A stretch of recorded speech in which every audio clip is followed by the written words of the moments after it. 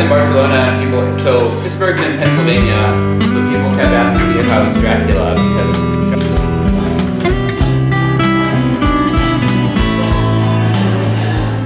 the Fab Lab idea, MakerSpace, Digital Media Lab, whatever it is, the creative space, I think is because, I think it's been partially from the economic crisis and things like that. People are thinking, how can I make for myself? How can I do something without having to buy it? And we live in such a consumer culture that I think there's a little bit of a backlash to that, and people thinking, how can I make something myself?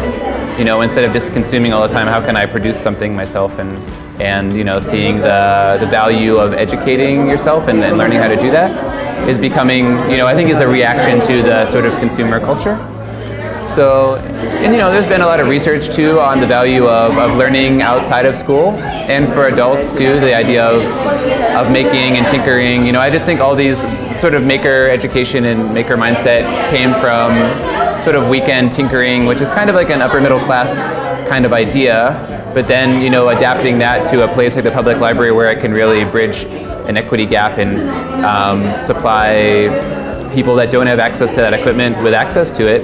And that's what my program's about, is getting people access to that equipment and materials and training. I think all those things kind of coming together is what that's about. I think libraries, because they've always been a community space, and it's a place where, everyone can come together and everyone is kind of equal. It's a place of literacy and educating yourself.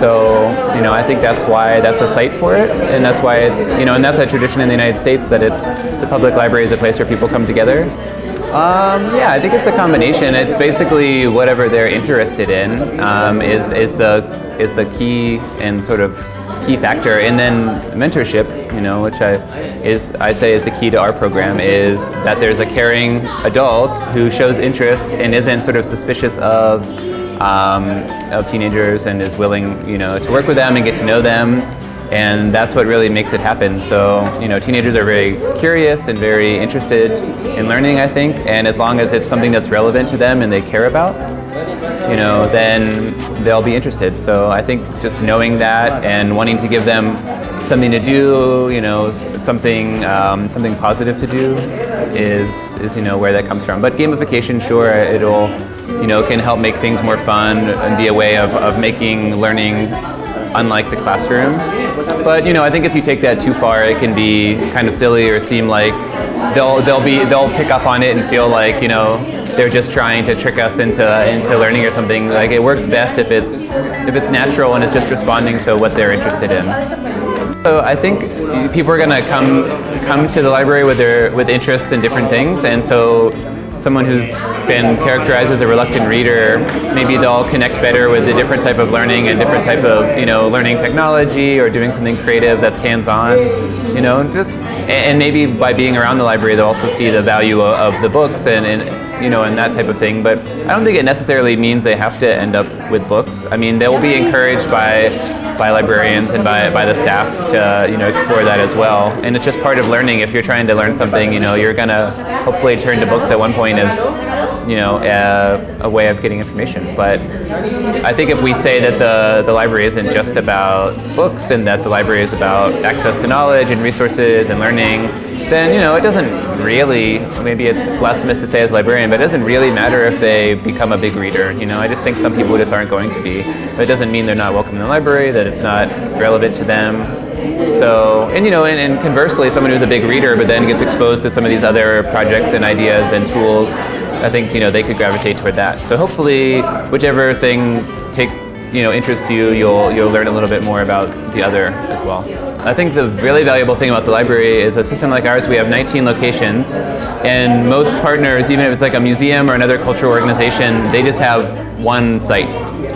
So if they come and do programming with us, they get into all these other neighborhoods and other places where they don't have a location.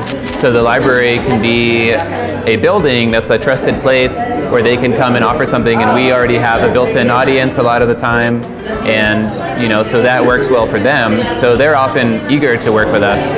And for us, it allows us to connect our users to experts in different fields. It allows us to kind of take some of the pressure off that we don't have to become experts. You know, librarians and library staff who are intimidated by doing this new kind of programming can, you know, we can say to them, we're not expecting you to become an expert in music or, you know, animation or design, but we can get them started and we can connect them to these partner organizations. And then if we have artist mentors or artists in residence, however you want to do that, even volunteers who have these experiences from the community, they can help train our staff and, you know, get people more familiar too. So it's some combination of offering training to the staff that we already have, bringing in new types of creative people, as encouraging them to pursue library science and library careers, and then connecting to outside organizations that can be the experts. You know, all those three things together really helps encourage our users to be better kind of, you know, community members, because they're hopefully taking advantage of more things that they might not have known existed in their community, as well as getting more out of their experience at the library. It's difficult. I mean, I think the one thing is, since if money is an issue, which it almost always is, then you need to know your users, you know, through surveys, conversations, whatever it might be, and try to gear what you're creating for their particular interests. So you're not, you know, we do a little bit of everything in my program, but we had some good funding to get started so we could try. But if you have an idea of what would be most useful or of most interest to your users, you know, you can spend your money more wisely.